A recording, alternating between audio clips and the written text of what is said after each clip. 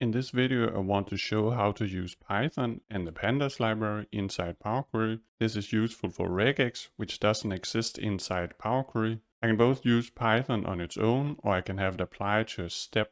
I want to start out here just by calling a Python script, and apparently I needed to add a table because it assumes I want to change my dataset. They comment that the dataset variable holds the input data, meaning that is the source step here. If we just say OK, we can see it's applying the Python.Execute function, which has access to a dataset variable, which is then set equal to the source. This part will be relevant later. For now, I want to show that you can use Python on its own without manipulating data. Maybe you want to create a list or table inside of Python. We can use Python to add data on its own. And I want to start out by importing the pandas library. Then I can create a series, which is just a list, but it's a list as defined in the pandas library, meaning it has access to functions from pandas. I can say I want s to equal a pd series, which is then a function, so I need the normal parentheses, and then I use square brackets to indicate the actual list.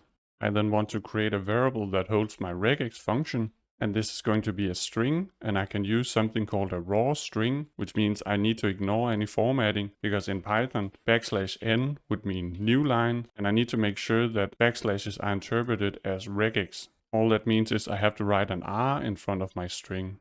My regex is going to look for a character inside the square brackets, which is then an A or a B, and then it looks for a number, which will work for the first two text strings, but not for the third.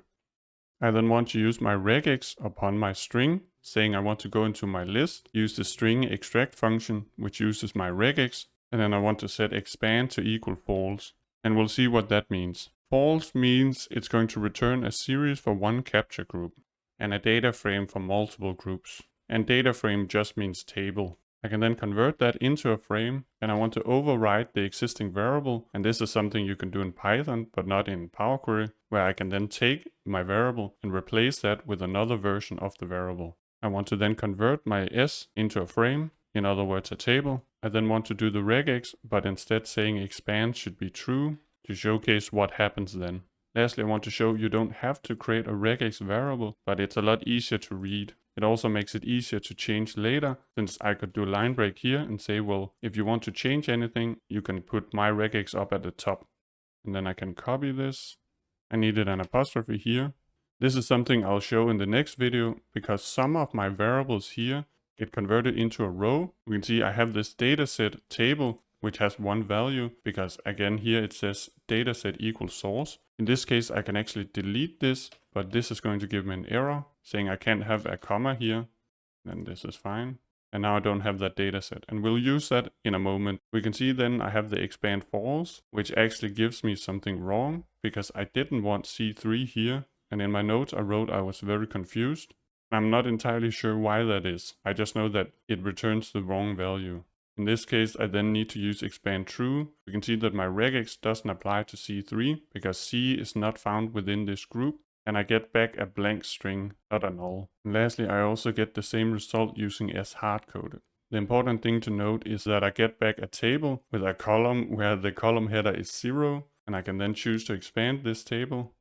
Before going further, I just want to run through the function. We can see here that everything I have inside of the Python script text box is wrapped inside quotation marks. That's also why I wanted to use single quotes here, because in Python you can use single quotes or double quotes when you enter strings. You can even add 3 double quotes if you want to have strings on multiple lines, which is relevant when you need to use both single quotes and double quotes. When I want to make a function in the next steps, I have to take this into account that I need to wrap my Python code inside of a set of double quotes. I made a basic table where I want to make a new regex where I extract 3 numbers. This time I want to make a normal function, which I can then apply in the future. And I don't want to use this run Python script because I need variables. I'll make a new step where I make my function. This means this function only exists inside of my query, but I can of course create a new query and add it there.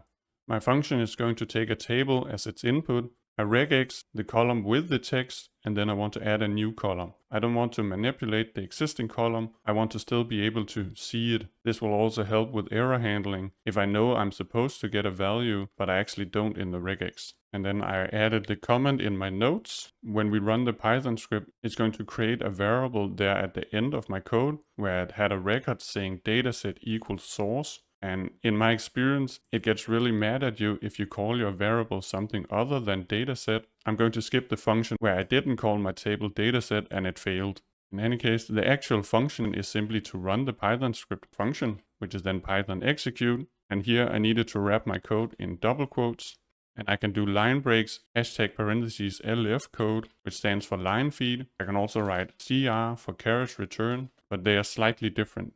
I then want to add my dataset, which again, my actual variable is called my table, but again, Power Query gets mad if I call my table something other than dataset, and we'll handle this in a moment.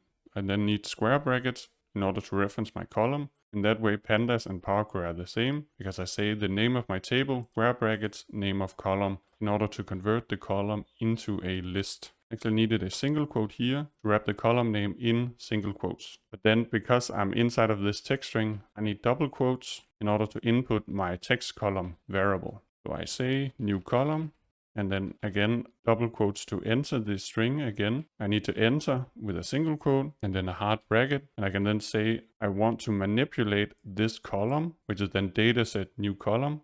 This means I go into the new column that I'm creating and I set this to be equal to, go into the dataset table, grab brackets, single quote, and then I need the double quotes to exit my string, to input my text column, and then once again double quotes to get back into the string, single quotes and square brackets to end. And then upon this column, I want to apply the str extract function that we saw earlier. And again, I need to pass in a raw string in order to use the backslash. Then I want an open parentheses, the double quotation mark to exit my string in order to input my variable, my regex, and then another double quotes to enter the string again, close parentheses, single quotes, close parentheses, because then this is my actual regex.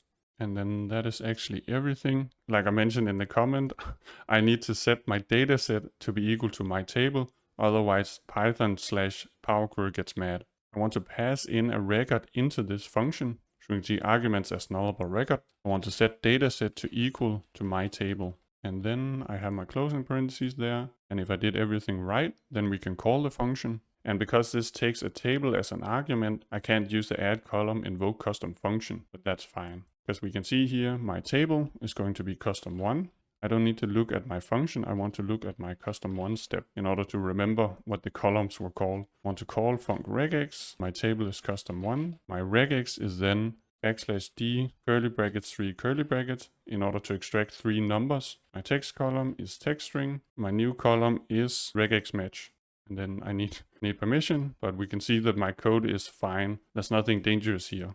And again, this outputs this dataset variable, which we can see equals this dataset. And that's just how the function works. It's something you'll have to accept basically. And we can see I get exactly what I expect, that I can find 3 numbers when I have 3 or 4 numbers. And in cases where I have 4 numbers, I get the first 3. This output is simply something you'll have to accept, that you get your variable back if that is equal to a table, and then you get the value column, which is your actual, value. In other words, you have the name of your variable and you have the actual value. So this value name pair works out perfectly. All I have to do is then click the table button in order to extract it, and then it adds typing, which is fine. And that's actually everything. So this is the basic function I want to use. It is a bit tricky to have all of these quotation marks. What I'd recommend is to use the Python script GUI button thing, then write your code in here, and you can add your variables later, because that's a lot easier.